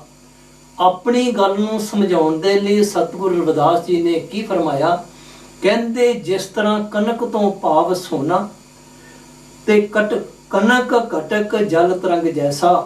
ਕਹਿੰਦੇ ਜਲ ਤਰੰਗ ਜੈਸਾ, ਤਰੰਗ ਤੋਂ ਭਾਵ ਲਹਿਰ, ਲਹਿਰ ਜਿਹੜੀ ਉਹ ਚਾਹੇ ਦਰਿਆ ਦੀ ਆਪਾਂ ਕਹਿ ਲਈਏ, ਚਾਹੇ ਸਮੁੰਦਰ ਦੀ ਕਹਿ ਲਈਏ, ਉਹ ਉਸ ਸਮੁੰਦਰ ਦਾ ਹਿੱਸਾ, ਭਾਵ ਉਸ ਦੇ ਨਾਲੋਂ ਆਪਾਂ ਉਸ ਨੂੰ ਵੱਖ ਨਹੀਂ ਕਰ ਸਕਦੇ।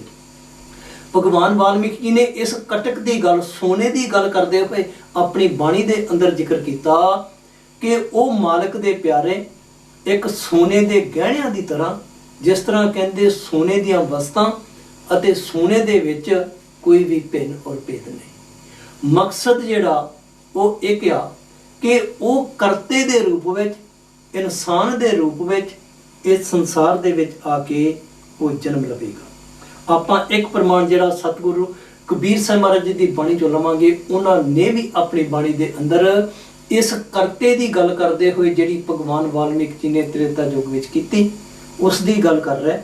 ਕਹਿੰਦੇ ਅਬ ਤੋਂ ਜਾਏ ਚੜੇ ਸਿੰਘਾਸਨ। ਕਹਿੰਦੇ ਮੈਂ ਹੁਣ ਉਸ ਸਿੰਘਾਸਨ ਦੇ ਉੱਪਰ ਚਲਾ ਗਿਆ। ਕਿਸ ਸਿੰਘਾਸਨ ਦੇ ਉੱਪਰ ਚਲਾ ਗਿਆ? ਉਸ ਮਾਲਕ ਦੇ ਸਿੰਘਾਸਨ ਦੇ ਉੱਪਰ ਜਿਹੜਾ ਚਲਾ ਗਿਆ। ਅਬ ਤੋਂ ਜਾਏ ਚੜੇ ਸਿੰਘਾਸਨ, ਮਿਲੇ ਹੈ ਸਾਰੰਗ ਪਾਣੀ। ਕਹਿੰਦੇ ਰਾਮ ਕਬੀਰਾ ਏਕ ਭਏ ਹੈ, ਕੋਈ ਨਾ ਸਕੇ ਪਹਿਚਾਨੇ। ਕਹਿੰਦੇ ਮੈਂ ਉਸ ਰਾਮ ਦੇ ਵਿੱਚ ਮਿਲ ਗਿਆ, ਮਿਕਸ ਹੋ ਗਿਆ। ਕਹਿੰਦੇ ਹੁਣ ਕੋਈ ਪਹਿਚਾਨ ਨਹੀਂ ਸਕਦਾ। ਭਾਵ ਭਗਵਾਨ ਵਾਲਮੀਕ ਜੀ ਨੇ ਕਰਤੇ ਦੀ ਗੱਲ ਕੀਤੀ। ਸਤਿਗੁਰੂ ਕਬੀਰ ਸਾਹਿਬ ਮਹਾਰਾਜ ਜੀ ਦੀ ਬਾਣੀ ਲੈ ਲਈਏ, ਸਤਿਗੁਰੂ ਰਵਿਦਾਸ ਜੀ ਦੀ ਆਪਾਂ ਬਾਣੀ ਲੈ ਲਈਏ, ਉਸ ਦੇ ਅੰਦਰ ਉਹਨਾਂ ਨੇ ਉਸੇ ਹੀ ਕਰਤੇ ਦੀ ਗੱਲ ਜਿਹੜੀ ਕਰਦੇ ਹੋਏ ਜ਼ਿਕਰ ਕੀਤਾ ਕਿ ਉਸ ਮਾਲਕ ਵਿੱਚ ਅਤੇ ਉਸ ਮਾਲਕ ਦੇ ਜਿਹੜੇ ਪਿਆਰੇ ਆ ਉਹਨਾਂ ਦੇ ਵਿੱਚ ਕੋਈ ਵੀ ਭਿੰਨ ਔਰ ਭੇਦ ਨਹੀਂ। ਜਿਸ ਤਰ੍ਹਾਂ ਆਪਾਂ ਬਾਣੀ ਦੇ ਅਨੁਸਾਰ ਭੈਣ ਜੀ ਜ਼ਿਕਰ ਕਰ ਗਏ ਕਿ ਭਗਵਾਨ ਵਾਲਮੀਕ ਜੀ ਨੇ ਕੀ ਲਿਖਿਆ ਕਹਿੰਦੇ ਜਿਵੇਂ ਕਲਪ ਬ੍ਰਿਕਸ਼ ਦੇ ਨੇੜੇ ਜਾਣ ਨਾਲ ਮਨ ਇਛਤ ਫਲ ਦੀ ਪ੍ਰਾਪਤੀ ਹੁੰਦੀ, ਤਿਵੇਂ ਹੀ ਸੰਸਾਰ ਸਮੁੰਦਰ ਤੋਂ ਪਾਰ ਉਤਾਰਨ ਵਾਲੇ ਸੰਤ ਜਨ ਹਨ। ਕਹਿੰਦੇ ਜਿਸ ਤਰ੍ਹਾਂ ਆਪਾਂ ਕਿਸੇ ਦਰਿਆ ਨੂੰ ਪਾਰ ਕਰਨਾ ਹੋਵੇ ਨਾ, ਤੇ ਫਿਰ ਕੀ ਕਰਦੇ, ਕਿਸੇ ਕਿਸ਼ਤੀ ਦੀ ਆਪਾਂ ਨੂੰ ਲੋੜ ਪਵੇਗੀ, ਤੇ ਕਦੇ ਆਪਾਂ ਇਹ ਨਹੀਂ ਵੇਖਿਆ ਕਿ ਅਸੀਂ ਆਪ ਹੀ ਉਹ ਕਿਸ਼ਤੀ ਜਿਹੜੀ ਆ ਫੜ ਕੇ ਤੇ ਦਰਿਆ ਨੂੰ ਪਾਰ ਕਰ ਲਿਆ। ਨਹੀਂ, ਉਸ ਕਿਸ਼ਤੀ ਦੇ ਵਿੱਚ ਇੱਕ ਮਲਾਹ ਹੁੰਦਾ। ਉਸ ਮਲਾਹ ਦੀ ਆਪਾਂ ਨੂੰ ਕਿਉਂ ਲੋੜ ਪਵੇਗੀ? ਇਸ ਕਰਕੇ ਲੋੜ ਪਵੇਗੀ ਕਿਉਂਕਿ ਪਹਿਲੀ ਗੱਲ ਤੇ ਉਹ ਉਸ ਕਿਸ਼ਤੀ ਨੂੰ ਚਲਾਉਣ ਦਾ ਵਾਕਫਕਾਰ ਆ। ਦੂਸਰੀ ਇਸ ਚੀਜ਼ ਬਾਰੇ ਕਿ ਜਿਸ ਦਰਿਆ ਦੇ ਵਿੱਚੋਂ ਉਸਨੇ ਪਾਰ ਕਰਨਾ ਨਾ, ਉਹ ਉਸ ਦਰਿਆ ਤੋਂ ਜਿਹੜਾ ਉਹ ਵਾਕਫ ਆ। ਇਸ ਕਰਕੇ ਭਗਵਾਨ ਵਾਲਮੀਕ ਜੀ ਨੇ ਸੰਸਾਰ ਸਮੁੰਦਰ ਦੀ ਗੱਲ ਕੀਤੀ। ਕਹਿੰਦੇ ਇਹੋ ਜਿਹਾ ਸਮੁੰਦਰ, ਕਹਿੰਦੇ ਜਿਸ ਨੂੰ ਪਾਰ ਕਰਨ ਦੇ ਲਈ ਕਹਿੰਦੇ ਆਪਾਂ ਜਿਹੜੇ ਸੰਤ ਜਨ ਆ ਉਹਨਾਂ ਦੀ ਲੋੜ ਪਵੇਗੀ। ਬੜੀ ਵਿਚਾਰ ਕਰਨ ਵਾਲੀ ਗੱਲ। ਚੌਥੀ ਕੜੀ ਦੇ ਵਿੱਚ ਭਗਵਾਨ ਵਾਲਮੀਕ ਜੀ ਨੇ ਇਸ ਸ਼ਬਦ ਦੇ ਅੰਦਰ ਕੀ ਲਿਖਿਆ? ਕਹਿੰਦੇ ਜਿਵੇਂ ਮਲਾਹ ਬੇੜੀ ਨਾਲ ਸਭ ਨੂੰ ਦਰਿਆ ਤੋਂ ਪਾਰ ਕਰਦਾ। ਜਿਸ ਤਰ੍ਹਾਂ ਮੈਂ ਪਹਿਲਾਂ ਬੇਨਤੀ ਕੀਤੀ, ਦਰਿਆ ਪਾਰ ਕਰਨ ਦੇ ਲਈ ਕਿਸ਼ਤੀ ਦੀ ਲੋੜ ਪਵੇਗੀ, ਉਸ ਨੂੰ ਚਲਾਉਣ ਵਾਲੇ ਮਲਾਹ ਦੀ ਜਿਹੜੀ ਉਹ ਲੋੜ ਪਵੇਗੀ। ਉਸੇ ਚੀਜ਼ ਦੇ ਪ੍ਰਤੀ ਭਗਵਾਨ ਵਾਲਮੀਕ ਜੀ ਨੇ ਜ਼ਿਕਰ ਕੀਤਾ। ਕਹਿੰਦੇ ਤਿਵੇਂ ਸੰਤ ਜਨ ਜੁਗਤੀ ਕਰਕੇ ਜੀਵਾਂ ਨੂੰ ਸੰਸਾਰ ਸਮੁੰਦਰ ਤੋਂ ਪਾਰ ਕਰਦੇ ਹਨ। ਕੋਈ ਸ਼ੱਕ ਦੀ ਗੁੰਜਾਇਸ਼ ਜਿਹੜੀ ਉਹ ਭਗਵਾਨ ਵਾਲਮੀਕ ਜੀ ਨੇ ਨਹੀਂ ਰਹਿਣ ਦਿੱਤੀ। ਕਹਿੰਦੇ ਜੁਗਤੀ ਕੀ? ਜੇਕਰ ਆਪਾਂ ਇੱਕ ਬਾਹਰਲੀ ਉਦਾਹਰਨ ਲੈ ਕੇ ਵੇਖ ਲਈਏ, ਇੱਕ ਪੱਥਰ ਹੋਵੇ ਨਾ, ਤੇ ਆਪਾਂ ਕੀ ਕਰਦੇ ਜੀ, ਇੱਕ ਮੂਰਤੀ ਸਾਜ਼ ਜਿਸ ਨੂੰ ਕਹਿੰਦੇ, ਉਸ ਪੱਥਰ ਦੇ ਵਿੱਚੋਂ ਮੂਰਤੀ ਬਣਾਉਣ ਵਾਲਾ, ਜਿਸ ਨੂੰ ਸੰਗਤ ਰਾਸ਼ ਕਰਕੇ ਵੀ ਕਈ ਜਗ੍ਹਾ ਤੇ ਲਿਖਿਆ, ਉਹ ਕੀ ਕਰਦਾ? ਜੁਗਤੀ ਹੋਵੇਗੀ ਨਾ। ਉਸ ਦੇ ਪਾਸ ਇੱਕ ਹੈਮਰ ਆ, ਇੱਕ ਚੀਜ਼ਲ ਆ, ਤੇ ਉਸ ਹੈਮਰ ਤੇ ਚੀਜ਼ਲ ਦੇ ਨਾਲ ਉਸ ਪੱਥਰ ਦੇ ਵਿੱਚੋਂ ਉਹ ਮੂਰਤੀ ਜਿਹੜੀ ਉਹ ਬਣਾ ਕੇ ਰੱਖ ਦੇਵੇਗਾ। ਕਿਉਂ? ਇਸ ਕਰਕੇ ਕਿਉਂਕਿ ਉਸ ਦੇ ਕੋਲ ਪੱਥਰ ਵਿੱਚੋਂ ਮੂਰਤੀ ਬਣਾਉਣ ਦੀ ਜਿਹੜੀ ਉਹ ਜੁਗਤੀ ਕਹਿ ਲਓ, ਢੰਗ ਕਹਿ ਲਓ, ਅਕਲ ਕਹਿ ਲਓ, ਕਲਾ ਕਹਿ ਲਓ, ਕਹਿੰਦੇ ਉਸ ਦੇ ਪਾਸ ਹੈ। ਤੇ ਜੇਕਰ ਕੋਈ ਮੇਰੇ ਵਰਗੇ ਇਨਸਾਨ ਨੂੰ ਫੜਾ ਦੇਵੇ ਨਾ ਹੈਮਰ ਤੇ ਚੀਜ਼ਲ, ਤੇ ਸਾਰਾ ਪੱਥਰ ਤੇ ਤੋੜ ਕੇ ਰੱਖ ਦਿਆਂਗੇ, ਲੇਕਿਨ ਉਸ ਪੱਥਰ ਵਿੱਚੋਂ ਮੂਰਤੀ ਨਹੀਂ ਬਣਾ ਸਕਦੇ। ਇਸ ਕਰਕੇ ਭਗਵਾਨ ਵਾਲਮੀਕ ਜੀ ਨੇ ਸਪਸ਼ਟ ਫੈਸਲਾ ਬਾਣੀ ਵਿੱਚ ਦਿੱਤਾ। ਕਹਿੰਦੇ ਤਿਵੇਂ ਸੰਤ ਜਨ ਜੁਗਤੀ ਕਰਕੇ ਜੀਵਾਂ ਨੂੰ ਸੰਸਾਰ ਸਮੁੰਦਰ ਤੋਂ ਪਾਰ ਕਰਦੇ ਹਨ। ਇਸ ਕਰਕੇ ਕਿਸੇ ਵੀ ਮਹਾਤਮਾ ਦੀ ਆਪਾਂ ਬਾਣੀ ਲੈ ਲਈਏ, ਉਹਨਾਂ ਨੇ ਉਸ ਸੱਚ ਨੂੰ ਜਾਣਨ ਵਾਸਤੇ ਕਰਤੇ ਦੀ ਗੱਲ ਕੀਤੀ। ਜਦੋਂ ਵੀ ਇਹ ਇਨਸਾਨ ਉਸ ਮਾਲਕ ਦੇ ਨਾਲ ਮਿਲ ਸਕੇਗਾ, ਕਿਉਂਕਿ ਇਹ ਉਸ ਦਾ ਕਾਨੂੰਨ ਆ, ਉਹ ਵਿਧਾਨ ਆ। ਆਪਾਂ ਆ ਗੁਰੂ ਘਰ ਦੀ ਬਾਣੀ ਲੈ ਲੈਂਦੇ, ਕਈ ਵਾਰੀ ਆਪਾਂ ਨੂੰ ਵੀ ਇਹੋ ਜਿਹੇ ਇਨਸਾਨ ਮਿਲ ਜਾਂਦੇ। ਆ ਗੁਰੂ ਗ੍ਰੰਥ ਸਾਹਿਬ ਜਿਸ ਨੂੰ ਆਪਾਂ ਮੱਥਾ ਟੇਕਦੇ ਆ ਨਾ, ਉਸ ਦੇ ਅੰਦਰ ਇਸ ਦੇ ਪ੍ਰਤੀ ਆਪਾਂ ਨੂੰ ਜ਼ਿਕਰ ਮਿਲੇਗਾ ਜੀ। ਕੀ ਲਿਖਿਆ? ਕਹਿੰਦੇ ਗੁਰਮੁਖ ਜਨਮ ਸਕਾਰਥਾ, ਸਕਾਰਥਾ ਤੋਂ ਭਾਵ ਸਫਲ ਹੋਣਾ। ਕਹਿੰਦੇ ਇਸ ਇਨਸਾਨ ਦਾ ਜਨਮ ਜਿਹੜਾ ਕਦੋਂ ਸਫਲ ਹੋਵੇਗਾ? ਜਿਹੜੀ ਚੀਜ਼ ਭਗਵਾਨ ਵਾਲਮੀਕ ਜੀ ਨੇ ਲਿਖੀ, ਗੁਰੂ ਘਰ ਨੇ ਉਹਦਾ ਵਰਣਨ ਕੀਤਾ। ਗੁਰਮੁਖ ਜਨਮ ਸਕਾਰਥਾ ਨਿਰਮਲ ਮਲ ਖੋਈ, ਨਾਨਕ ਜੀਨ ਦਾ ਪੁਰਖ ਤੇ ਆਇਆ ਅਮਰਾ ਪਦ ਹੋਈ। ਭਗਵਾਨ ਵਾਲਮੀਕ ਜੀ ਨੇ ਉੱਤਮ ਪਦ ਦੀ ਗੱਲ ਕੀਤੀ, ਗੁਰੂ ਘਰ ਨੇ ਅਮਰ ਪਦ ਦੀ ਗੱਲ ਕੀਤੀ, ਸਤਿਗੁਰੂ ਰਵਿਦਾਸ ਜੀ ਨੇ ਬੇਗਮਪੁਰੇ ਦੀ ਗੱਲ ਕੀਤੀ। ਲਫ਼ਜ਼ਾਂ ਦਾ ਫਰਕ, ਲੇਕਿਨ ਜਿਹੜੀ ਸਾਰ ਵਸਤੂ ਹਰੇਕ ਮਹਾਤਮਾ ਦੀ ਬਾਣੀ ਵਿੱਚ ਆਪਾਂ ਕਹਿ ਲਈਏ ਉਹ ਇੱਕ ਆ। ਇਸ ਕਰਕੇ ਭਗਵਾਨ ਵਾਲਮੀਕ ਜੀ ਨੇ ਕੀ ਫਰਮਾਇਆ? ਕਹਿੰਦੇ ਜੁਗਤੀਵਾਨ ਲੱਭਣਾ ਪਵੇਗਾ, ਜਿਸ ਦੇ ਪਾਸ ਉਸ ਮਾਲਕ ਦੇ ਘਰ ਨੂੰ ਜਾਣ ਦਾ ਭੇਦ ਆ, ਕਹਿੰਦੇ ਉਸ ਨੂੰ ਲੱਭਣਾ ਪਵੇਗਾ, ਤਾਂ ਜਾ ਕੇ ਆਪਾਂ ਜਿਹੜਾ ਉਸ ਮਾਲਕ ਨਾਲ ਵਿਸਾਲ ਕਰ ਸਕਦੇ। ਜਿਸ ਤਰ੍ਹਾਂ ਭੈਣ ਜੀ ਥੋੜਾ ਜਿਹਾ ਜ਼ਿਕਰ ਕਰ ਗਏ ਕਿ ਸੰਤ ਜਿਹੜਾ, ਕਈ ਵਾਰੀ ਆਪਾਂ ਵੀ ਇਹੋ ਜਿਹੀ ਵਿਚਾਰ 'ਚ ਪੈ ਜਾਂਦੇ, ਜਾਂ ਕਈ ਵਾਰੀ ਆਪਾਂ ਨੂੰ ਲੋਕ ਕੁਐਸਚਨ ਕਰ ਜਾਂਦੇ ਜੀ ਕਿ ਤੁਸੀਂ ਭਗਵਾਨ ਵਾਲਮੀਕ ਜੀ ਦੀ ਬਾਣੀ ਨੂੰ ਵਿੱਚ ਉਹਨਾਂ ਨੂੰ ਸੰਤ ਕਹੀ ਜਾਂਦੇ ਜਾਂ ਉਹਨਾਂ ਨੂੰ ਸਾਧ ਕਹੀ ਜਾਂਦੇ। ਸੰਤ ਜਿਹੜਾ ਉਹ ਕਿਸੇ ਭੇਖ ਦਾ ਨਾਮ ਨਹੀਂ। ਚਿੱਟੇ ਪਾ ਲਓ, ਕਾਲੇ ਪਾ ਲਓ, ਜਾਂ ਕਿਸੇ ਹੋਰ ਰੰਗ ਦੇ ਨਾਲ ਜਿਹੜਾ ਉਹ ਸੰਤ ਦਾ ਜਿਹੜਾ ਆਪਾਂ ਗੱਲ ਨਹੀਂ ਕਰ ਸਕਦੇ, ਕਿਉਂਕਿ ਬਾਣੀ ਜਿਹੜੀ ਉਹ ਆਪਾਂ ਨੂੰ ਚੇਤਾਵਨੀ ਦੇਵੇਗੀ। ਗੁਰੂ ਘਰ ਨੇ ਆਪਣੀ ਬਾਣੀ ਦੇ ਅੰਦਰ ਇਸ ਦੇ ਪ੍ਰਤੀ ਫੈਸਲਾ ਦਿੱਤਾ ਜੀ। ਕਹਿੰਦੇ ਘੋਲੀ ਗੇਰੂ ਰੰਗ ਚੜਾਇਆ। ਕਹਿੰਦੇ ਭਗਵੇਂ ਕੱਪੜੇ ਪਾ ਲੈ ਉਹ ਭਰਾਵੋ ਸੰਤ ਨਹੀਂ ਬਣ ਸਕਦੇ, ਸਾਧ ਨਹੀਂ ਬਣ ਸਕਦੇ। ਘੋਲੀ ਗੇਰੂ ਰੰਗ ਚੜਾਇਆ ਬਸਤਰ ਭੇਖ ਭਿਖਾਰੀ। ਕਹਿੰਦੇ ਆਪਣੇ ਕਹਿੰਦੇ ਵੀ ਕੱਪੜੇ ਇਸ ਤਰ੍ਹਾਂ ਦੇ ਬਣਾ ਲੈ। ਅੱਗੇ ਜਾ ਕੇ ਕੀ ਲਿਖਿਆ? ਕਹਿੰਦੇ ਕਾਫੜ ਫਾਰ ਬਣਾਈ ਖਿੰਥਾ ਝੋਲੀ ਮਾਇਆ ਧਾਰੀ। ਘਰ ਘਰ ਮੰਗੇ ਜਗ ਪ੍ਰਬੁੱਧੇ ਮਨ ਅੰਧੇ ਪਤ ਹਾਰੀ। ਕਹਿੰਦੇ ਮਨ ਅੰਧੇ, ਕਹਿੰਦੇ ਇਹ ਇਨਸਾਨ ਤੁਸੀਂ ਅੰਧੇ ਹੋ। ਕਹਿੰਦੇ ਭਰਮ ਭਲਾਣਾ ਸ਼ਬਦ ਨਾ ਚੀਨੇ ਜੂਏ ਬਾਜੀ ਹਾਰੇ। ਗੈਂਬਲ ਜਿਸ ਨੂੰ ਆਪਾਂ ਜੂਆ ਕਹਿੰਦੇ, ਗੈਂਬਲ, ਕਿਉਂਕਿ ਆਪਣੀ ਜ਼ਿੰਦਗੀ ਜਿਹੜੀ ਉਸ ਨੂੰ ਗੈਂਬਲ ਤੇ ਲਾ ਦਿੱਤੀ। ਇਸ ਕਰਕੇ ਕਹਿੰਦੇ ਵੀ ਭੇਖਾਂ ਦੇ ਨਾਲ ਜਿਹੜੀ ਉਹ ਗੱਲ ਨਹੀਂ ਬਣ ਸਕਦੀ। ਭਗਵੇਂ ਕੱਪੜੇ ਪਾਉਣ ਵਾਲੇ ਨੂੰ ਆਪਾਂ ਸੰਤ ਜਿਹੜਾ ਉਹ ਨਹੀਂ ਆਖ ਸਕਦੇ। ਗੁਰੂ ਘਰ ਨੇ ਹੋਰ ਜਗ੍ਹਾ ਤੇ ਫਰਮਾਇਆ, ਭਗਵਾਨ ਵਾਲਮੀਕ ਜੀ ਨੇ ਸਪਸ਼ਟ ਫੈਸਲਾ ਦਿੱਤਾ ਬਾਣੀ ਅੰਦਰ। ਪੰਜਵੇਂ ਪਾਤਸ਼ਾਹ ਮਹਾਰਾਜ ਜੀ ਨੇ ਉਸ ਚੀਜ਼ ਨੂੰ ਸਾਡੇ ਸਾਹਮਣੇ ਲੈ ਕੇ ਆਂਦਾ। ਕਹਿੰਦੇ ਭੇਖੀ ਪ੍ਰਭੂ ਨਾ ਲੱਭੀ ਬਿਨ ਸੱਚੀ ਸਿੱਖ। ਸਿੱਖ ਤੋਂ ਭਾਵ ਸਿੱਖਿਆ। ਕਹਿੰਦੇ ਜਿੰਨਾ ਚਿਰ ਇਸ ਇਨਸਾਨ ਨੂੰ ਉਹ ਸਿੱਖਿਆ ਨਹੀਂ ਮਿਲੇਗੀ, ਕਹਿੰਦੇ ਇਹ ਇਨਸਾਨ ਉਸ ਮਾਲਕ ਦੇ ਨਾਲ ਜਿਹੜਾ ਵਿਸਾਲ ਕਹਿ ਲਓ, ਉਸ ਮਾਲਕ ਦੇ ਨਾਲ ਮਿਲਾਪ ਕਹਿ ਲਓ, ਕਦੇ ਕਹਿੰਦੇ ਇਹ ਇਨਸਾਨ ਕਰ ਹੀ ਨਹੀਂ ਸਕਦਾ।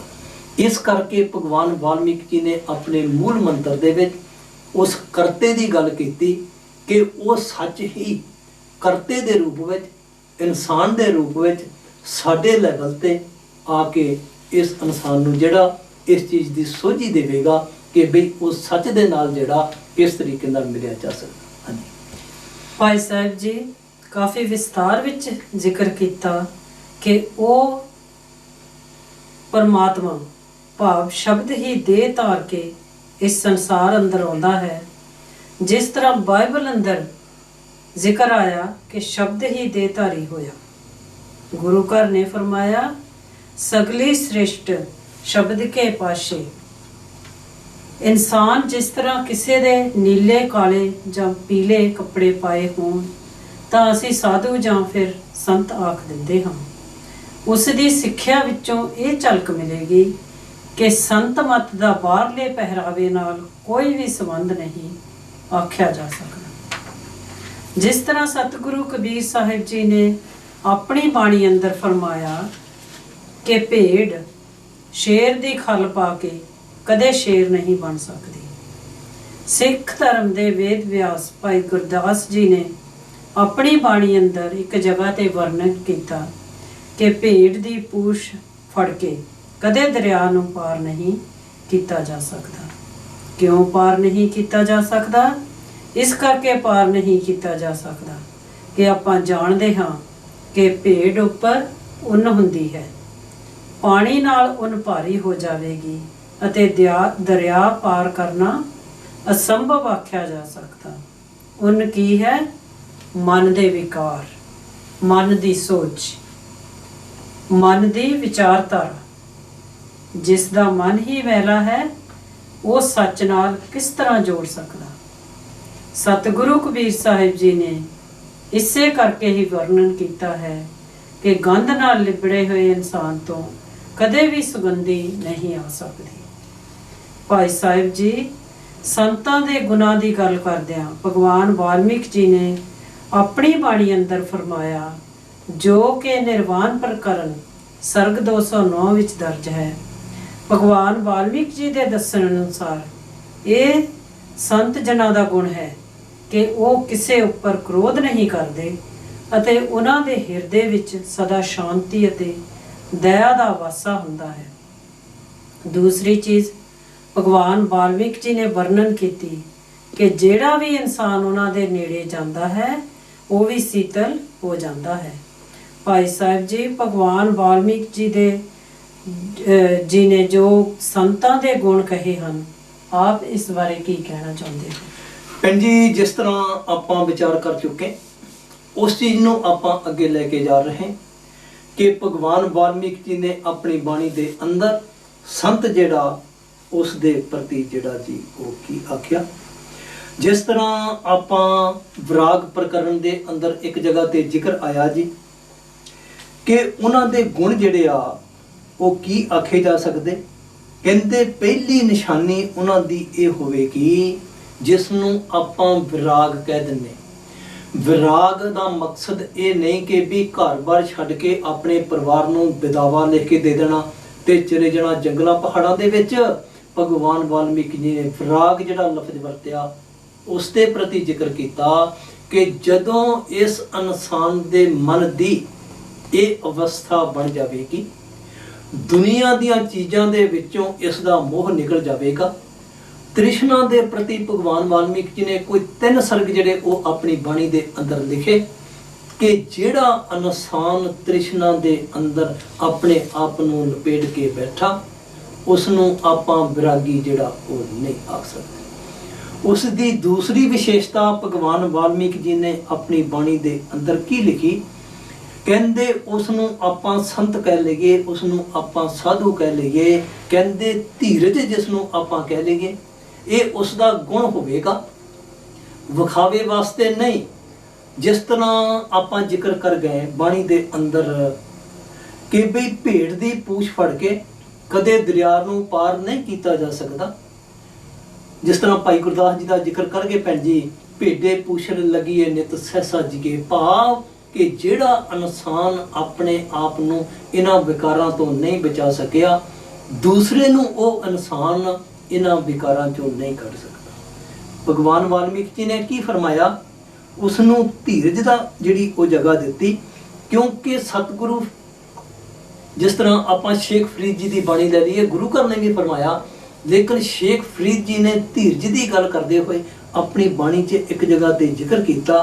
ਕਹਿੰਦੇ ਫਰੀਦਾ ਸਾਹਿਬ ਕੀ ਕਰ ਚਾਕਰੀ, ਦਿਲ ਦੀ ਲਾਹੇ ਭਰਾਂਦ, ਦਰਵੇਸਾਂ ਨੂੰ ਲੋੜੀਏ ਰੁੱਖਾਂ ਦੀ ਜੀਰਾਨ। ਜੀਰਾਨ ਤੋਂ ਭਾਵ ਜਿਗਰਾ।